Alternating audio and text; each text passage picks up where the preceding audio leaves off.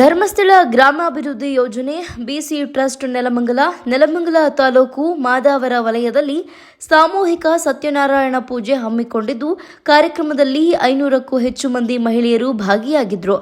ಮಹಿಳೆಯರು ಸಂಘ ಪರಿವಾರದೊಂದಿಗೆ ಆರ್ಥಿಕವಾಗಿ ಮುಂದುವರಿಯದೇ ಅಲ್ಲದೆ ಸಾಮಾಜಿಕವಾಗಿ ಹಾಗೂ ಧಾರ್ಮಿಕವಾಗಿ ಒಗ್ಗಟ್ಟಿನಿಂದ ಮೇಲುಗೈ ಸಾಧಿಸುವ ನಿಟ್ಟಿನಲ್ಲಿ ಬೃಹತ್ ಕಾರ್ಯಕ್ರಮವನ್ನು ಬೆಂಗಳೂರಿನ ಲಗ್ಗೆರೆ ಸಮೀಪದ ಮಂಜುಶ್ರೀ ಕಲ್ಯಾಣ ಮಂಟಪದಲ್ಲಿ ಪೂಜಾ ಕಾರ್ಯಕ್ರಮವನ್ನು ಹಮ್ಮಿಕೊಳ್ಳಲಾಗಿತ್ತು.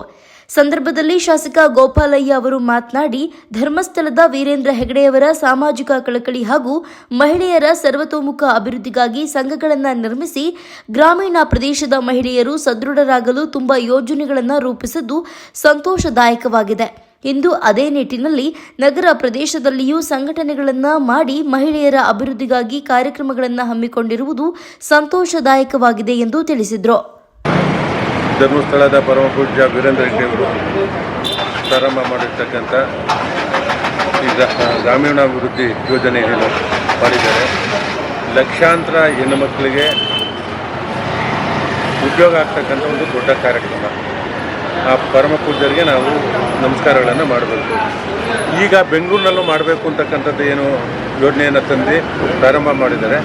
ಬೆಂಗಳೂರು ನಗರದ ಹೆಣ್ಮಕ್ಳು ಮತ್ತು ಆಟೋ ಡ್ರೈವರ್ಸು, ಆಟೋ ಸಂಘಗಳೇನಿದೆ ಅವ್ರಿಗೂ ಸಹ ಈ ಯೋಜನೆ ಬೇಕಾಗಿರೋದ್ರಿಂದ ಇದನ್ನು ಉಪಯೋಗಿಸ್ಕೊಂಡ್ರೆ ಸಾಕಷ್ಟು ದೊಡ್ಡ ಅನುಕೂಲಗಳು, ಆಮೇಲೆ ಅವರೇ ಒಂದು ಸಣ್ಣ ಉದ್ಯಮವನ್ನು ಸ್ಥಾಪನೆ ಮಾಡೋದಕ್ಕೂ ಅವಕಾಶವನ್ನು ಮಾಡಿಕೊಡ್ತಾರೆ. ಅವರು ಬ್ಯಾಂಕಿಂದ ಸಾಲ ತಗೊಳ್ಳೋದಕ್ಕೆ ಪರಮ ಪೂಜ್ಯರೇ ಶೂರಿಟಿಯನ್ನು ಕೊಡ್ತಾರೆ. ಇಂಥ ಅವಕಾಶ ಯಾವ ಸರ್ಕಾರನೂ ಮಾಡೋದಕ್ಕೆ ಸಾಧ್ಯ ಇಲ್ಲ. ಅದಕ್ಕೆ ಇದೊಂದು ಒಳ್ಳೆಯ ಯೋಜನೆ ಆಗಿದೆ. ಬೆಂಗಳೂರಿನಲ್ಲಿ ಎಲ್ಲ ಕಡೆನೂ ಮಾಡಬೇಕು ಅಂತಕ್ಕಂಥದ್ದನ್ನ ವಿನಂತಿಯನ್ನು ಮಾಡ್ತೀವಿ. ಗ್ರಾಮಾಭಿವೃದ್ಧಿ ಯೋಜನೆ ಅಧ್ಯಕ್ಷರು ಧರ್ಮಸ್ಥಳ ಧರ್ಮಾಧಿಕಾರಿಯಾದಂಥ ಪರಮ ಪೂಜ್ಯ ರಾಜಶ್ರೀ ಪದ್ಮವಿಭೂಷಣ ಡಾಕ್ಟರ್ ಡಿ ವೀರೇಂದ್ರ ಹೆಗಡೆ ಹಾಗೂ ಮಾತೃಶ್ರೀ ಹೇಮಾವತಿ ಅಮ್ಮನವರ ಶುಭಾಶೀರ್ವಾದವನ್ನು ಗೆಲ್ಲುವಂಥ ಇವತ್ತು ನೆಲಮಂಗಲ ತಾಲೂಕಿನ ಲಗ್ಗೆರೆಯಲ್ಲಿ ನಾವು ಸಾಮೂಹಿಕ ಸತ್ಯನಾರಾಯಣ ಪೂಜಾ ಕಾರ್ಯಕ್ರಮ ಹಮ್ಮಿಕೊಂಡಿದ್ದೇವೆ. ಸುಮಾರು ಒಂದು 500ರಿಂದ 600 ಜನ ಮಹಿಳಾ ಸದಸ್ಯರು ಇವತ್ತು ಭಾಗವಹಿಸಿ ದೇವರ ಭಕ್ತಿಗೆ ಅವರು ಇದು ಮಾಡುವಂಥ ಕೆಲಸವನ್ನು ಮಾಡಿದ್ದಾರೆ.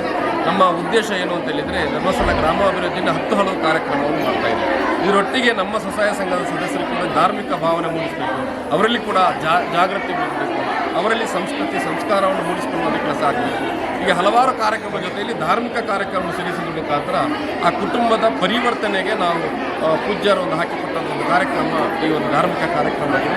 ಇದು ಕೇವಲ ನಾವು ಸತ್ಯನಾರಾಯಣ ಪೂಜೆ ಮಾತ್ರ ಆಗೋಲ್ಲ, ಗಣೇಶೋತ್ಸವ ಕಾರ್ಯಕ್ರಮ, ಯಾವುದು ನಾಡ ಹಬ್ಬಗಳಿದೆ, ಯಾವುದು ಆ ಪ್ರದೇಶದಲ್ಲಿ ಆ ಗ್ರಾಮದಲ್ಲಿ ಹಬ್ಬಗಳಿದೆ ಅಥವಾ ದೇವರ ಏನು ಕಾರ್ಯಕ್ರಮಗಳಿದೆ, ಅದಕ್ಕೆ ನಾವು ಭಾಗವಹಿಸಿಕೊಂಡು ಆ ಕಾರ್ಯಕ್ರಮ ಯಶಸ್ವಿಗೊಳಿಸುವ ಕೆಲಸವನ್ನು ಮಾಡ್ತೇವೆ. ಇವತ್ತು ಈ ಕಾರ್ಯಕ್ರಮ ಇಲ್ಲಿ ಯಶಸ್ವಿಯಾಗಿದೆ. ಎಲ್ಲರೂ ಚೆನ್ನಾಗಿ ಭಾಗವಹಿಸಿದ್ದಾರೆ. ಗಣ್ಯರು ಕೂಡ ಒಳ್ಳೆ ರೀತಿಯ ಒಳ್ಳೆಯ ಶುಭಾಶಯಗಳನ್ನು ಕೊಟ್ಟಿದ್ದಾರೆ. ಮುಂದಿನ ದಿನಗಳಲ್ಲಿ ಇನ್ನಷ್ಟು ಕಾರ್ಯಕ್ರಮ ಈ ಪ್ರದೇಶದಲ್ಲಿ ಹೊಸ ಏರಿಯಾದ ಕಾರಣ ಹೊಸ ಕಾರ್ಯಕ್ರಮಗಳು ಮುಂದಿನ ದಿನಗಳಲ್ಲಿ ಅನುಷ್ಠಾನ ಮಾಡಲಿಕ್ಕೆ ಖಂಡಿತ ನಾವು ಯೋಜನೆ ಮುಖಾಂತರ ತಯಾರಿದ್ದೀವಿ.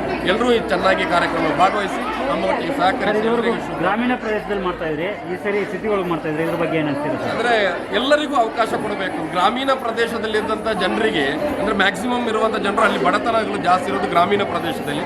ಸಿಟಿ ಪ್ರದೇಶದಲ್ಲಿ ಸ್ವಲ್ಪ ಅಭಿವೃದ್ಧಿ ಹೊಂದಿದ್ದಾರೆ. ಆದರೆ ನಾವು ಗಮನಿಸಿದ ಹಾಗೆ ಬೆಂಗಳೂರು ಪ್ರದೇಶದಲ್ಲಿ ಕೂಡ, ನಗರ ಪ್ರದೇಶದಲ್ಲಿ ಕೂಡ ಬಹಳಷ್ಟು ಜನ ಬಡವರಿದ್ದಾರೆ, ಮಧ್ಯಮ ವರ್ಗದವರಿದ್ದಾರೆ. ಅವರನ್ನು ಕೂಡ ನಮ್ಮ ಕ್ಷೇತ್ರ ಒಟ್ಟಿಗೆ ನಾವು ಸೇರಿಸಿಕೊಂಡು ಅವರಿಗೂ ಕೂಡ ಈ ಕಾರ್ಯಕ್ರಮಗಳನ್ನು ಮಾಡುವುದರ ಮುಖಾಂತರ ಅವರಲ್ಲಿ ಕೂಡ ಒಳ್ಳೆಯ ಹೊಸ ಒಂದು ಉರುಪನ್ನು ಕೊಡುವಂಥ, ಹೊಸ ಒಂದು ಆಯಾಮವನ್ನು ಕೊಡುವಂಥ ಕೆಲಸಗಳನ್ನು ಮಾಡಬೇಕೆನ್ನುವಂಥ ನಿರೀಕ್ಷೆ ಇಟ್ಟುಕೊಂಡು ನಾವು ಸಿಟಿ ಪ್ರದೇಶದಲ್ಲಿ ಕೂಡ ಹಂತವಾಗಿ ಕಾರ್ಯಕ್ರಮವನ್ನು ನಡೆಸಿಕೊಳ್ತಾ ಇದ್ದೇವೆ. ಮುಂದಿನ ದಿನಗಳಲ್ಲಿ ಇನ್ನಷ್ಟು ಈ ಪ್ರದೇಶದಲ್ಲಿರುವ ಜನರಿಗೆ ಸೌಲಭ್ಯವನ್ನು ಕೊಡುವಲ್ಲಿ ಕ್ಷೇತ್ರದ ಕಾರ್ಯಕ್ರಮಗಳನ್ನು ಸಕ್ರಿಯವಾಗಿ ಅನುಷ್ಠಾನ ಮಾಡಲು ನಾವೆಲ್ಲರೂ ತಯಾರಿ ಮಾಡ್ತೇವೆ ಅಂತ ಹೇಳ್ತಾ ಎಲ್ಲರಿಗೂ ಈ ಕಾರ್ಯಕ್ರಮಕ್ಕೆ ಭಾಗವಹಿಸಿ ಇನ್ನಷ್ಟು ಒಳ್ಳೆಯ ರೀತಿಯ ಸಹಕಾರ ಕೊಡಿ ಅಂತೆಲ್ಲ ಶುಭಾಶಯ ಕೊಡ್ತಾ. ಓಂ ಶ್ರೀ ಮಂಜುನಾಥಯ್ಯ ನಮಃ. ಪರಮ ಪೂಜ್ಯ ವೀರೇಂದ್ರ ಹೆಗಡೆಯವರು ಹಾಗೂ ಹೇಮಾವತಿ ಅಮ್ಮನವರ ಕೃಪಾಶೀರ್ವಾದದೊಂದಿಗೆ ನೆಲಮಂಗಲ ತಾಲೂಕು ಮಾದಾವರ ವಲಯದಲ್ಲಿ ಕೃಷಿ ಸಚಿವರು ಮತ್ತು ಸ್ಥಳೀಯ ಶಾಸಕರು ರಾಗಿ ನೋಂದಣಿ ಕೇಂದ್ರಕ್ಕೆ ಭೇಟಿ ನೀಡಿ ಅಲ್ಲಿನ ಸಮಸ್ಯೆಗಳನ್ನು ತಿಳಿದು ರಾಗಿ ನೋಂದಣಿ ಕೇಂದ್ರದ ಅವಧಿಯನ್ನು ವಿಸ್ತರಿಸಬೇಕು ಎಂದು ರೈತರು ಚುನಾವಣೆಗೆ ಮತ ಹಾಕಲು ರೈತರು ಬೇಕು, ರೈತರ ಸಮಸ್ಯೆಗಳಿಗೆ ಸ್ಪಂದಿಸದಿದ್ದರೆ ಹೇಗೆ ಎಂಬ ಪ್ರಶ್ನೆ ರೈತರಿಂದ ಬಂದಿದೆ. ಜನಪ್ರತಿನಿಧಿಗಳು ಮತ್ತು ಅಧಿಕಾರಿಗಳ ವಿರುದ್ಧ ರೈತರ ಆಕ್ರೋಶ ವ್ಯಕ್ತವಾಗಿದೆ. ಇನ್ನಾದರೂ ಎಚ್ಚೆತ್ತುಕೊಂಡು ಸಂಬಂಧಪಟ್ಟ ಅಧಿಕಾರಿಗಳು, ಸ್ಥಳೀಯ ಶಾಸಕರು ಹೆಚ್ಚುವರಿ ನೋಂದಾವಣಿ ಕೇಂದ್ರವನ್ನು ತೆರೆದು ರೈತರಿಗೆ ಅನುಕೂಲ ಮಾಡಿಕೊಳ್ಳಬೇಕು ಮತ್ತು ಅವರಿಗೆ ಕುಡಿಯುವ ನೀರಿನ ವ್ಯವಸ್ಥೆ, ಶಾಮಿಯಾನ, ಊಟ ಕಲ್ಪಿಸಬೇಕೆಂದು ರೈತರು ಒತ್ತಾಯ ಮಾಡಿದ್ದಾರೆ.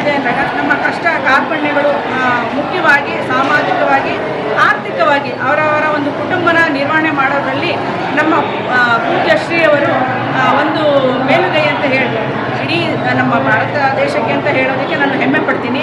ಯಾಕೆಂದರೆ ಇತ್ತೀಚೆಗಷ್ಟೇ ನಮ್ಮ ಸಚಿವೆಯಾದ ನಿರ್ಮಲಾ ಸೀತಾರಾಮನ್ ಅವರು ನಮಗೆ ಲಾಭಾಂಶ ಸುಮಾರು 600ರಿಂದ 650 ಕೋಟಿ ಲಾಭಾಂಶ ವಿತರಣೆ ಮಾಡಿದ್ದಾರೆ. ನಮ್ಮ ಒಂದು ಸಾಮಾನ್ಯ ಮಹಿಳೆಗೆ ಏನಂತಂದರೆ ಒಂದು ಕೂಡಿದ್ದ ಹನಿ ಗೂಡಿದ್ದ ಹಳ್ಳ ಅಂತಾರಲ್ಲ, ನಾವು ಒಂದೊಂದು ಸಂಘದಿಂದ ಸುಮಾರು 10 ಜನ 12 ಜನ ಸದಸ್ಯರಿಗೆ 20ರಿಂದ 25 ಸಾವಿರ ಲಾಭಾಂಶಗಳನ್ನು ಕೊಟ್ಟಿದ್ದಾರೆ. ಇದು ಒಂದು ಹೆಮ್ಮೆಯ ಸಂಗತಿ ಅಂತ ಹೇಳ್ಬೋದು. ಹೀಗೆ ಸುಮಾರು ಒಂದು ಜ್ಞಾನ ವಿಕಾಸದಡಿಯಲ್ಲಿ ಆಗಿರ್ಬೋದು, ಒಂದು ಬ್ಯೂಟಿಷನ್ ಕಾರ್ಯಕ್ರಮ ಆಗಿರ್ಬೋದು, ಆರೋಗ್ಯ, ನಮ್ಮ ಸುತ್ತಲಿನ ಪರಿಸರನ ಹೇಗೆ ನೈರ್ಮಲ್ಯವಾಗಿ ಇಟ್ಕೊಳ್ಳೋದು, ಮತ್ತು ಇದು ಧಾರ್ಮಿಕದಡಿಯಲ್ಲಿ ನಮ್ಮ ದೇವಸ್ಥಾನನ ಹೇಗೆ ಸ್ವಚ್ಛ ಮಾಡೋದು, ನಮ್ಮ ಮನೆ ಅಥವಾ ಅಂಗಳ ಸುತ್ತಮುತ್ತಲಿನ ಪರಿಸರ ಅಲ್ಲದೆ ನಮ್ಮ ಊರನ್ನ ಸ್ವಚ್ಛವಾಗಿಟ್ಕೊಂಡ್ರೆ ನಮ್ಮ ರಾಜ್ಯ, ಹಾಗೆ ದೇಶ, ಹೀಗೆ ಇಡೀ ಪ್ರಪಂಚನ ಸ್ವಚ್ಛತೆಯಿಂದ ಇಟ್ಕೊಂಡ್ರೆ ಈ ಕಾಯಿಲೆಗಳು, ರೋಗ ರುಜಿನಗಳು ಬರದಂತೆ ಹೇಗೆ ತಡೆಗಟ್ಟಬಹುದು.